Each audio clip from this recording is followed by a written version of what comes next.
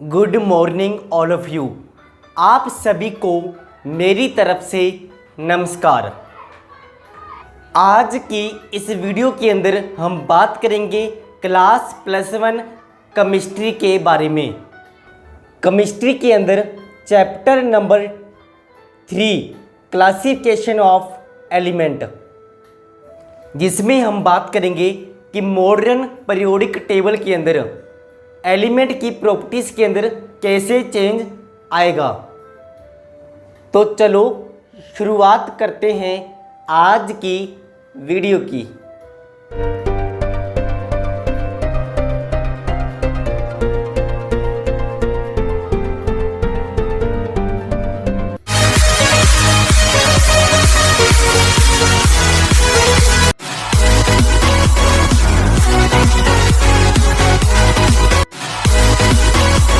तो सबसे पहला टॉपिक पीरियोडिसिटी। इसका मतलब टेबल के अंदर एक इंटरवल के बाद एलिमेंट की प्रॉपर्टीज़ का रिपीट होना, उसी को हम क्या बोलेंगे, पीरियोडिसिटी। आप इसको लिख भी सकते हो।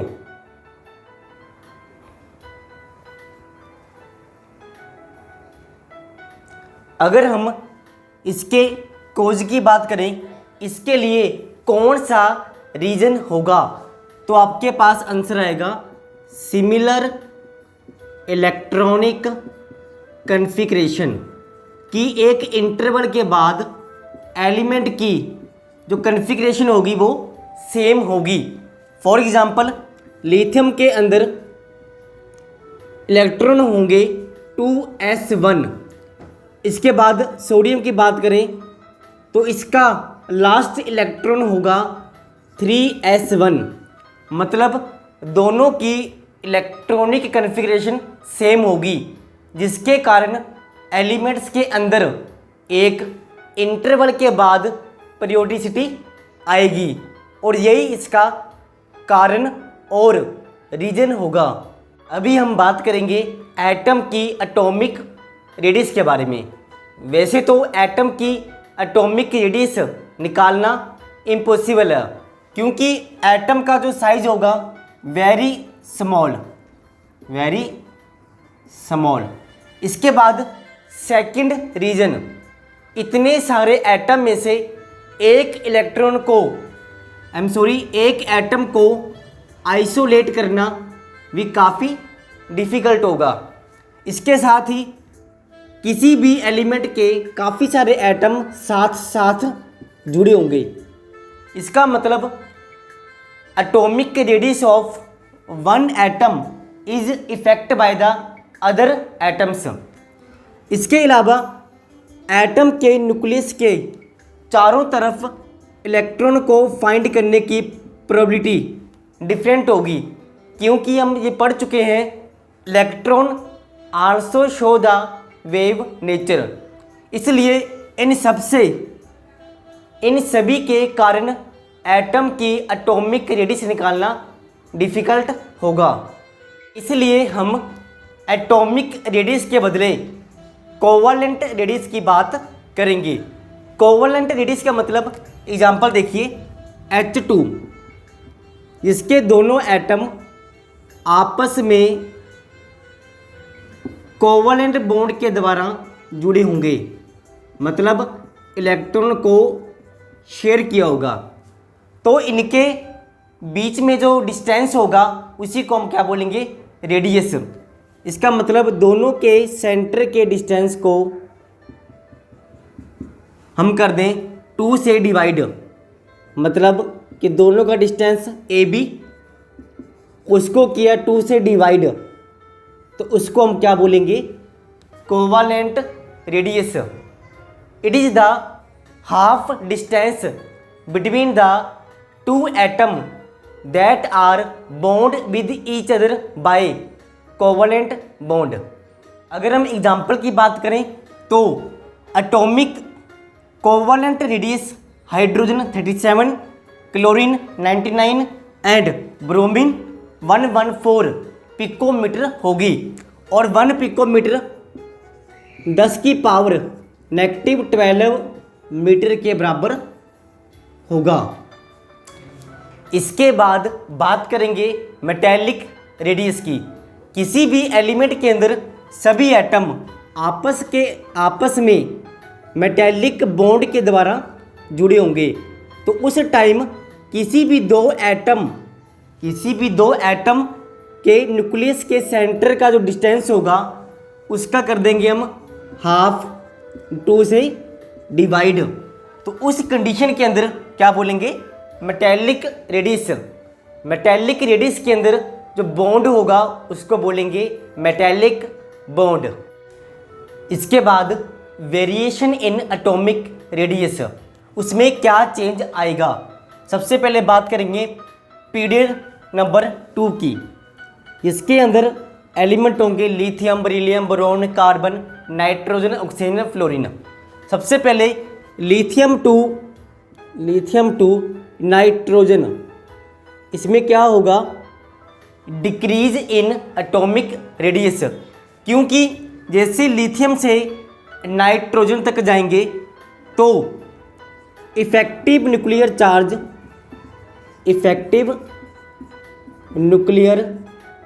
चार्ज क्या होगा, इंक्रीज, क्योंकि जितने भी इलेक्ट्रॉन होंगे सेम शेल के अंदर फिल होंगे, जिस कारण से पॉजिटिव चार्ज बढ़ता रहेगा और attraction between the positive and negative is also increase. इससे होगा क्या, डिक्रीज इन द साइज। अगर हम बात करें ऑक्सीजन की, तो नाइट्रोजन टू ऑक्सीजन एटॉमिक की रेडियस क्या होगी, इंक्रीज, क्योंकि अगर ऑक्सीजन की इलेक्ट्रॉनिक कॉन्फ़िगरेशन की बात करें तो इसके अंदर टोटल 8 इलेक्ट्रॉन होंगे, 1s 2s and 2p। 8 electron, 1 2 3 4 5 6 7 8। तो आप देखिए इसको बोलेंगे px। px के अंदर 2 इलेक्ट्रॉन होंगे और उन दोनों के बीच में क्या होगी, रिपल्शन। क्या होगी, रिपल्शन। रिपल्शन होने से इसका जो एटॉमिक रेडियस होगा वो क्या होगा, इंक्रीज। अगर हम बात करें ऑक्सीजन टू फ्लोरीन,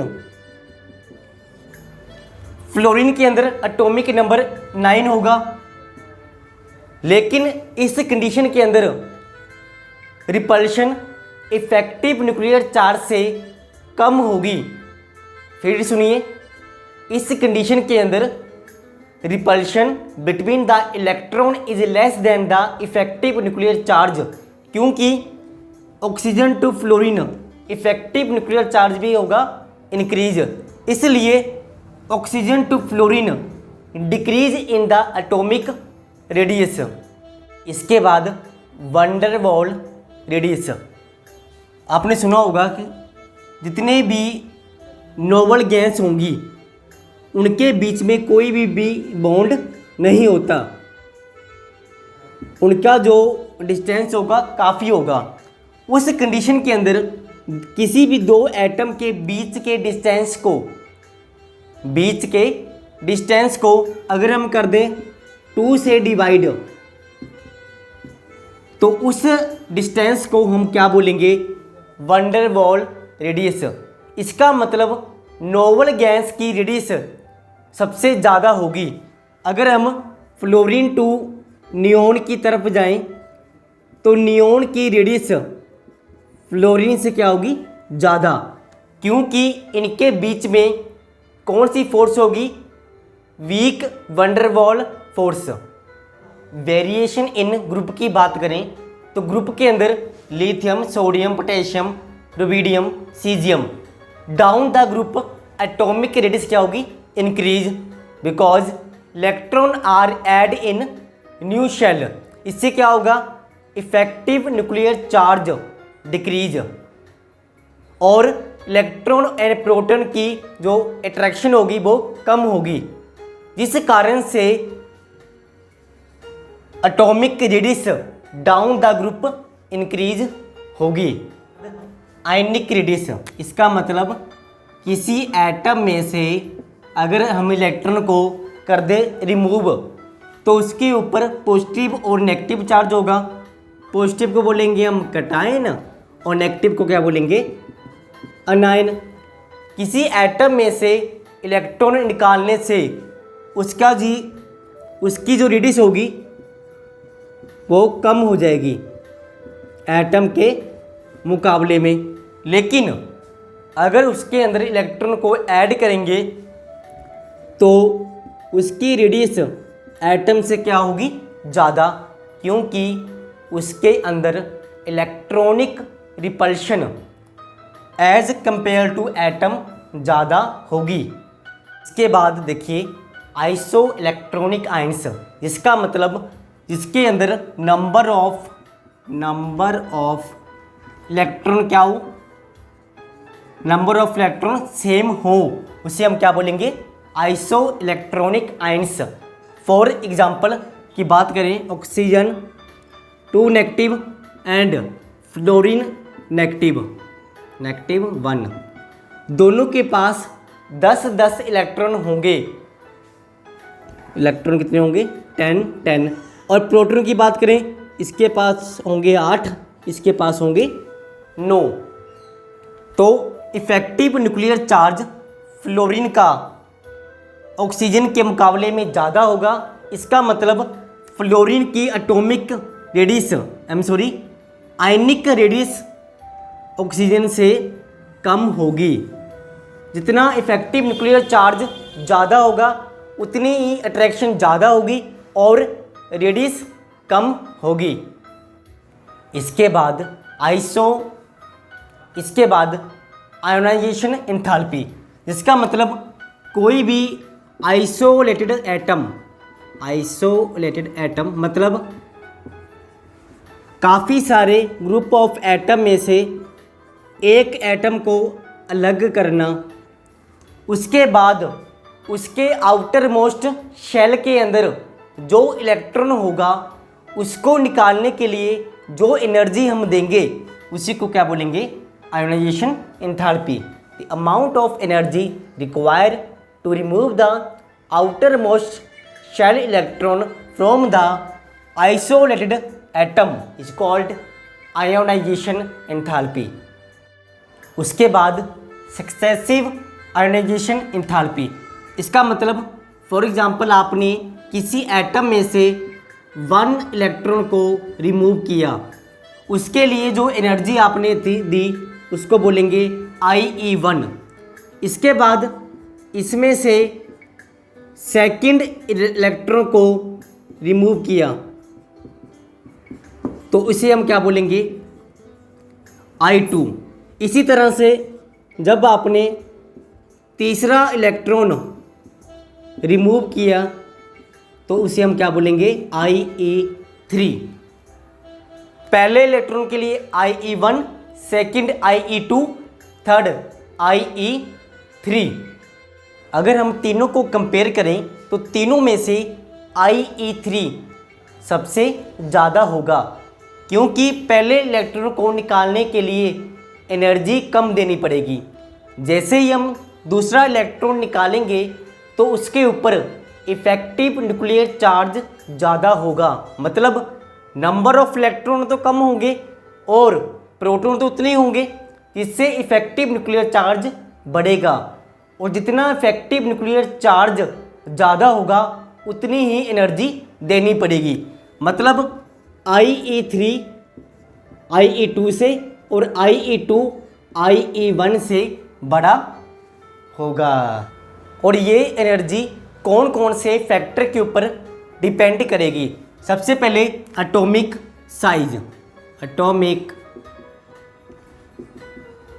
साइज के ऊपर। एटॉमिक साइज की बात करेंगे, जितना एटॉमिक साइज बड़ा होगा उतना ही इलेक्ट्रॉन निकालना इजी होगा। मतलब with atomic size, if we increase the atomic size then ionisation enthalpy decrease. तो आप बोल सकते हो कि down the group atomic size बढ़ेगा तो एनर्जी कम देनी पड़ेगी, लेकिन लेफ्ट टू राइट साइज कम होगा तो एनर्जी हमें ज़्यादा देनी पड़ेगी। इसके बाद second point, charge on the nucleus. जितना पॉजिटिव चार्ज ज़्यादा होगा उतनी ही अट्रैक्शन ज़्यादा होगी, उतना ही इलेक्ट्रॉन को निकालना डिफ़िकल्ट होगा। मतलब effective nuclear charge more than large amount of energy is required. Number three screening effect. उसको समझने से पहले effective nuclear charge, total nuclear charge में से अगर स्क्रीनिंग कांस्टेंट को निकाल दें तो क्या बोलेंगे, इफेक्टिव न्यूक्लियर चार्ज। एग्जांपल के द्वारा समझिए, काफ़ी सारे इलेक्ट्रॉन होंगे, इसमें 2, इसमें 8, उसके बाद फिर 8। जितने ज़्यादा इलेक्ट्रॉन होंगे उतनी ही आउटर मोस्ट इलेक्ट्रॉन की न्यूक्लियस के साथ अट्रैक्शन कम होगी। हम बोल सकते हैं कि if the more number of electron in the inner shell then more is the screening effect for the outermost electron from the nucleus. क्योंकि इन दोनों के बीच में अट्रैक्शन उस टाइम कम होगी, और जितनी अट्रैक्शन कम होगी उतना ही इलेक्ट्रॉन को निकालना आसान होगा। मतलब उसको कम अमाउंट में एनर्जी देनी पड़ेगी। तो हम बोल सकते हैं कि इफ़ द स्क्रीनिंग इफेक्ट, जिसको हम शील्डिंग इफेक्ट भी कहते हैं, अगर ज़्यादा होगा तो एनर्जी कम देनी पड़ेगी। इसके बाद बात करेंगे नंबर 4 पेनिट्रेशन इफेक्ट। आपने सुना होगा SPDF।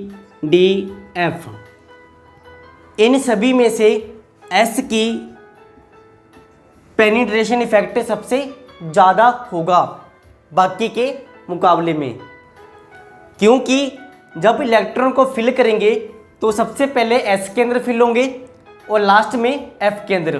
तो F का पेनिट्रेशन इफेक्ट सबसे कम होगा, और जिसका इफेक्ट कम होगा उसमें से इलेक्ट्रॉन निकालना उतना ही आसान होगा। मतलब F ऑर्बिटल को एनर्जी कम देनी पड़ेगी। इसके बाद बात करेंगे, इसके बाद इलेक्ट्रॉनिक अरेंजमेंट। इसका मतलब फॉर एग्जांपल नोबल गैस के अंदर हीलियम, नियॉन, आर्गन, ये सभी क्या होंगे, फुली फिल्ड। मतलब इसमें से इलेक्ट्रॉन निकालना डिफ़िकल्ट होगा, तो इनको लार्ज अमाउंट में एनर्जी देनी पड़ेगी। इसके अलावा हम बात करेंगे नाइट्रोजन, जिसके अंदर इलेक्ट्रॉन होंगे 7। तो ये क्या होगा, 7 पूरी करेंगे पहले, 2 4 5 6 7। ये क्या होगा, हाफ फील्ड। तो हाफ फील्ड के अंदर भी इलेक्ट्रॉन को निकालने के लिए एनर्जी ज़्यादा देनी पड़ेगी दूसरे एटम के मुकाबले में, क्योंकि fully field and half filled orbital is more stable. ये बात हमने चैप्टर नंबर 2 में की थी। इसके बाद बात करेंगे variation in period. Lithium, beryllium, boron, carbon, nitrogen, oxygen, fluorine, neon. इसके अंदर नोबल गैस की सबसे ज़्यादा होगी फुली फील्ड। उसके बाद कंपेयर करें BE और B को। BE इसमें क्या होगा, फुली फील्ड, तो इसकी एनर्जी बोरॉन से क्या होगी, ज़्यादा। इसके बाद कंपेयर करें नाइट्रोजन एंड ऑक्सीजन को। नाइट्रोजन कैसे होगा, हाफ फील्ड, तो इसकी एनर्जी इससे ऑक्सीजन से होगी ज़्यादा। लेकिन अब ओवरऑल की बात करें, from left to right decrease in the size, so amount of energy is increase. अभी हमने बात की variation of ionisation enthalpy in period. इसके बाद वेरिएशन इन ग्रुप की बात करें तो down the group atomic size क्या होगा, इंक्रीज, और उसमें से इलेक्ट्रॉन निकालना आसान होगा। मतलब अमाउंट ऑफ एनर्जी कम देनी पड़ेगी। तो आप देख भी सकते हो lithium, sodium, potassium, rubidium, caesium, जैसे ही डाउन द ग्रुप होंगे तो अमाउंट ऑफ एनर्जी क्या होगी, decrease, because electron are add in the new shell, atomic size increase, electron remove easy and amount of energy require decrease. इस video में हम इतना ही करेंगे। इससे अगले वीडियो के अंदर हम बात करेंगे दूसरी प्रॉपर्टीज़ के बारे में।